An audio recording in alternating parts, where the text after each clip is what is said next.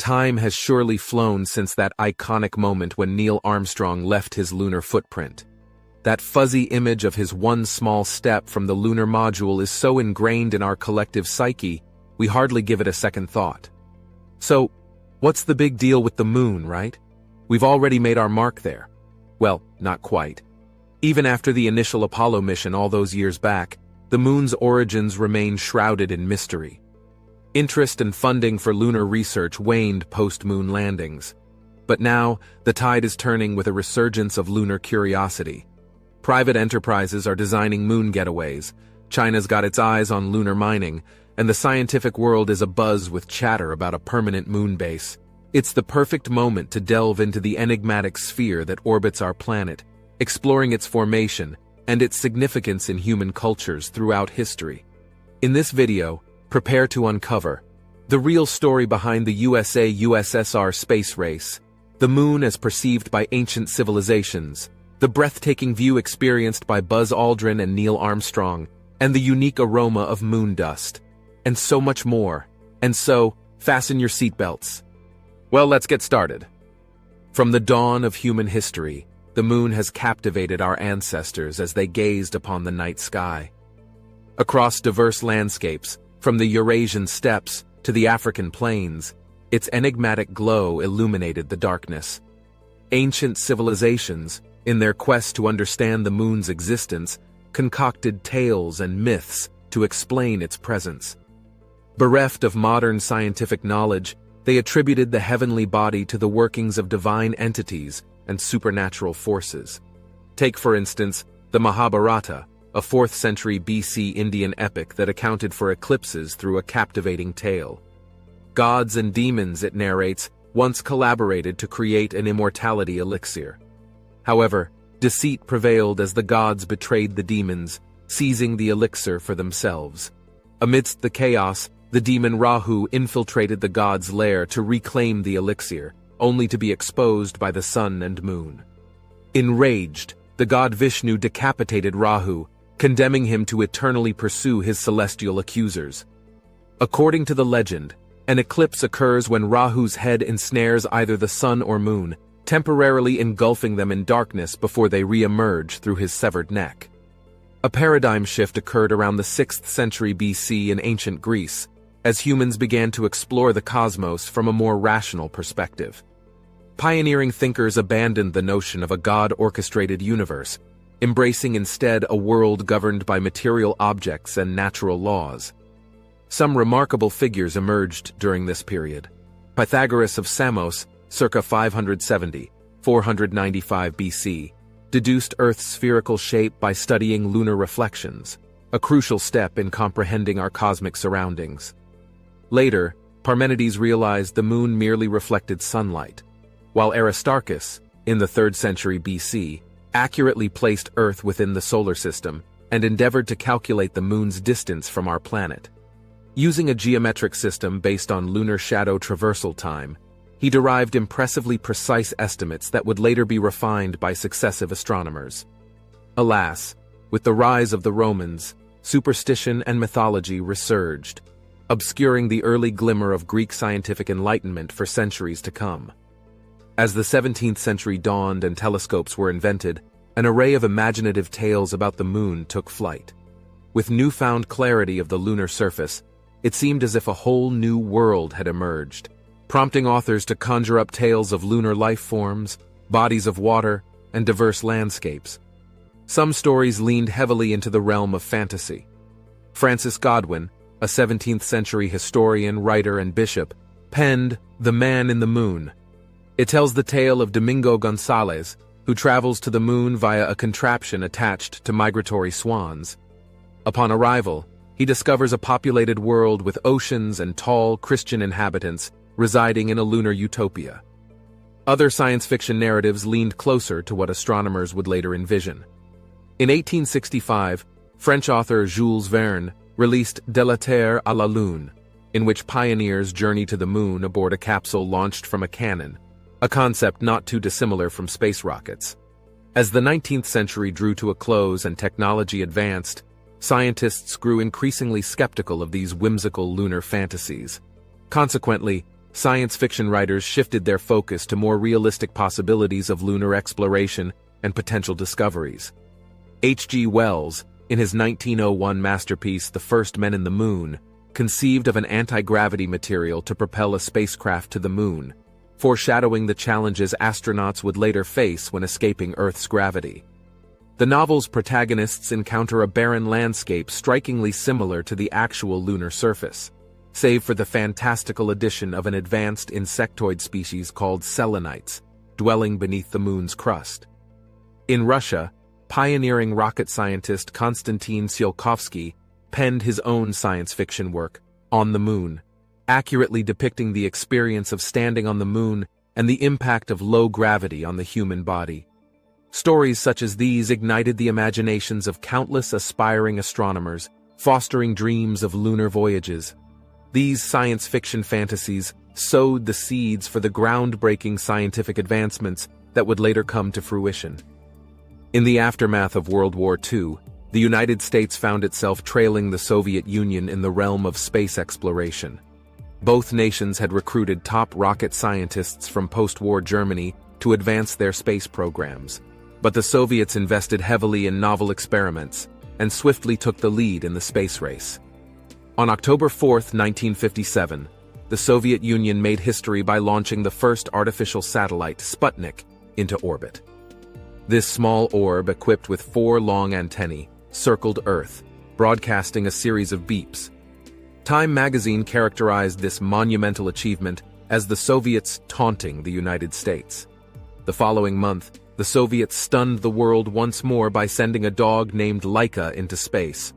The situation worsened for the Americans when their first satellite launch on December 6, 1957, ended in disaster. The rocket barely lifted off before erupting into a massive fireball. In response, the Soviet delegate at the United Nations mockingly offered assistance to the U.S. through a Soviet program designed to aid underdeveloped nations. Stung by this embarrassment, President Kennedy galvanized the nation to reach the moon. On May 25, 1961, he announced the Apollo mission, fueled primarily by the desperate desire to outpace the Soviet Union. The race to the moon became a symbolic battle between capitalism and communism, with the U.S. hoping that a lunar landing would demonstrate capitalism's superiority. Consequently, the U.S. channeled significant funds into the Apollo program, ultimately costing over $100 billion in today's currency. Despite this, the Soviets continued to break new ground, including sending the first woman into space, performing the first spacewalk, and having cosmonauts don regular clothing instead of spacesuits. Ultimately, the massive U.S. investment yielded results. Apollo 11 successfully landed Neil Armstrong and Buzz Aldrin on the moon on July 20, 1969. The contest to reach the moon had been intense, with both sides learning from each other's accomplishments. In retrospect, the moon landing triumph can be attributed to the collaborative efforts of scientists from various nations, including Soviet, American, French, and German, rather than any single ideology. As Buzz Aldrin set foot on the moon on July 20, 1969, he poetically expressed, "Beautiful, beautiful, magnificent desolation." He had entered a realm unlike anything he had ever encountered. So what discoveries awaited him? First and foremost, the lunar vista was a stark contrast to Earth's view, regardless of the direction. The Apollo 11 landing unfolded during lengthy lunar days, when sunlight bathed the moon's surface, enveloping Aldrin in a radiant glow. Additionally, since the moon is smaller than Earth, its horizon's curvature becomes visible to the naked eye merely around 2.5 kilometers away. The terrain was equally distinct, comprising solely of various gray hues. Gauging distances and object sizes proved challenging due to the absence of familiar reference points. With no atmosphere to scatter sunlight, the sky remained dark both day and night. The moon's slow rotation meant that it took a full hour for the sun to descend beyond the horizon at lunar day's end. From a lunar perspective, Earth's bluish disk appears about 13 times larger than the moon does when viewed from our planet. Even from such a distance, continents and oceans are clearly discernible. Lacking lunar atmosphere, the stars and Milky Way shine brighter than when observed from Earth, and the stars cease to twinkle. Much like astronauts on subsequent Apollo missions, Armstrong and Aldrin both remarked on the profound experience of witnessing Earth in its entirety, our minuscule abode in the vast cosmos, our pale blue dot, as scientist Carl Sagan famously referred to it. Michael Collins, orbiting the moon in the command module, found the experience equally breathtaking. However, a somber tone accompanied his solitary observation. He noticed lengthy shadows stretching over the lunar surface and the profound darkness within craters. In his opinion, the moon was not an inviting domain for humans. Evidently, the moon left a lasting impression on its earliest human visitors. But how did the Apollo 11 astronauts' efforts enhance humanity's comprehension of the lunar landscape? We'll explore that shortly. The two Apollo 11 astronauts spent 21 hours exploring the undulating, boulder-littered landscape near the lunar equator, gathering dust and rock samples. Back on Earth, these samples dispelled centuries of conjecture about the moon's surface composition. The crust they traversed consists of igneous rocks, anorthosite and basalt, both of which are found on Earth. The dusty surface, called regolith, is lunar soil made of fine-grained surface rock. When the vats containing it were opened on Earth, they emitted a damp gunpowder or ash-like scent. It even caused a researcher who accidentally inhaled some to experience a lunar hay fever, complete with watery eyes and coughing. The moon's highlands boast peaks higher than Mount Everest by approximately 1,938 meters. However, these are far less steep, with slopes of just 3 degrees. Scaling the moon's tallest mountains wouldn't necessitate special climbing gear, even if gravity played a role. Early astronomers dubbed the moon's lowlands Maria, Latin for seas, mistaking them for actual seas. In truth, they are expansive basalt plains formed by ancient volcanic eruptions. Apollo astronauts verified that the entire lunar surface is dotted with impact craters of varying sizes. Since no organic processes, such as soil decomposition, alter the moon's surface, it preserves a record of everything that contacts it. The astronauts quickly realized that the moon has been bombarded by innumerable meteorites and space debris throughout its existence, and it continues to be. The mission also shed light on the moon's history. By examining rocks collected during Apollo 11, scientists discovered that the moon's core, formed around 4.53 billion years ago, was once molten, a vast magma sea. Over millions of years, the moon cooled, creating distinct rock layers resembling an onion skin. At the center, a small iron core is encircled by a thin, hot layer of lava. While many questions about the moon's precise origins remain, the Apollo missions provided invaluable insights that would have otherwise left us largely in the dark. In the following segment, we'll delve into those origins. One intriguing takeaway from the Apollo program's discoveries is the striking similarity between lunar and terrestrial rocks, suggesting that Earth and the moon share a common composition. This revelation sparked a long-debated theory concerning the moon's origins, the impact model. In 1974, shortly after the Apollo program's conclusion, Cornell University held a conference on planetary satellites. There, astronomers William Hartmann and Donald Davis unveiled this fresh perspective on the moon's genesis.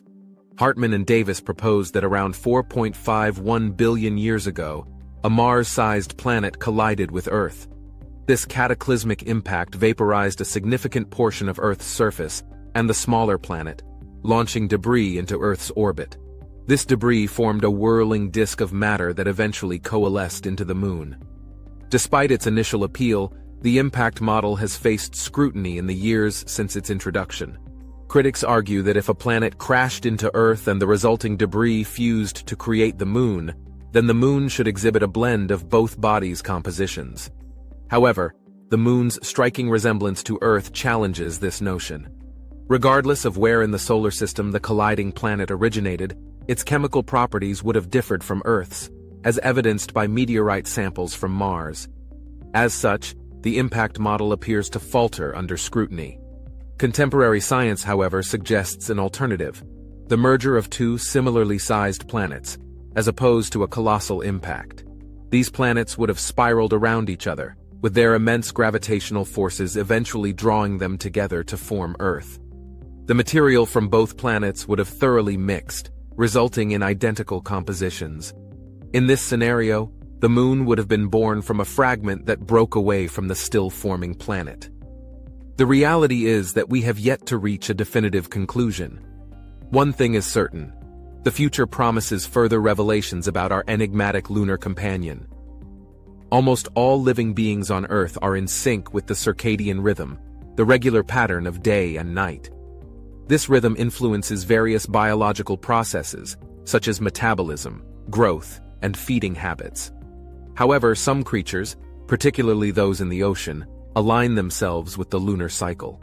Marine life is sensitive to circulunar rhythms due to the Moon's gravitational pull, causing the tides to ebb and flow. Take the fiddler crab, for example, which forages during low tide. Their actions are regulated by a circadian clock that lasts 12 hours and 25 minutes, mirroring the duration between two low tides. Impressively, even when subjected to constant light and temperature conditions in captivity, fiddler crabs are most active when the tide recedes. The lunar clock is innate, encoded in their DNA. The marine midge, found along Europe's Atlantic coast, is another fascinating case. These diminutive flies have adapted to lay their eggs during the month's lowest tide. Adults emerge from larvae, mate, lay their eggs as the tide retreats, and perish when the tide returns. Their entire life cycle spans just a few hours and is wholly governed by the lunar clock. Contrary to popular opinion, the Moon doesn't affect human behavior. A widespread misunderstanding persists that the Moon regulates women's menstrual cycles. This idea likely originated from the assumption that the Moon's influence on the oceans must extend to human bodies. However, the Moon's gravitational pull on humans is so feeble that it's immeasurable. In fact, a fly buzzing by exerts a more substantial gravitational force on your body than the combined pull of the Moon, Sun, and all the stars in the universe. Similarly, instances of insanity aren't triggered by the full moon. Although the term lunatic, derived from the Latin word luna meaning moon, implies a connection, there's no scientific evidence to support the notion that the Moon influences people's mental states. Consequently, claims that homicide or suicide rates spike during a full moon are merely rooted in age-old folklore. In the early days of the space race, both the USA and the Soviet Union envisioned lunar bases. However, as the Apollo program concluded, and enthusiasm for moon exploration waned, these plans vanished. Recently, though, the concept of a lunar base has re-emerged in global scientific conversations. So, what advantages would it provide? First and foremost, a lunar base would be incredibly valuable for scientific research, offering optimal conditions for astronomers. Due to the absence of light pollution, the Moon's night sky is pitch black. And without an atmosphere, light doesn't diffract, preventing stars from twinkling and limiting telescope resolution on Earth. This paves the way for thrilling opportunities. Powerful telescopes could probe the atmospheres of distant planets for biosignatures, indicating the existence of life. Radio astronomy, which examines celestial objects by detecting radio waves, would also excel on the Moon. With Earth's background noise from radio broadcasts and other devices eliminated, reception would be exceptionally clear. Moreover, the Moon would provide a unique vantage point to study Earth. Observatories on the Moon could monitor global climate change impacts, ocean conditions, and marine ecosystems. Conveniently, they could also detect potentially hazardous near-Earth objects, such as meteorites, speeding through space. If humans intend to explore space further, a moon base as a waypoint is a logical step. The author doubts that landing people on Mars will happen within his lifetime, but establishing a moon base could accelerate the process. A lunar base would grant invaluable experience in creating space-based life support systems, like self-sustaining food and renewable energy sources. It would also enable more frequent and cost-effective solar system exploration. After all, the Moon's weaker gravitational field necessitates only a fraction of the rocket fuel and engine size needed to escape Earth's atmosphere. The prospects and challenges a permanent moon base might uncover are yet to be seen, but it seems increasingly likely that we'll discover them sooner rather than later. Since the dawn of human history, the The moon has captivated us as we gazed upon the night sky. It has sparked beliefs, superstitions, creativity, and centuries of investigation from the era of ancient Greeks to modern times.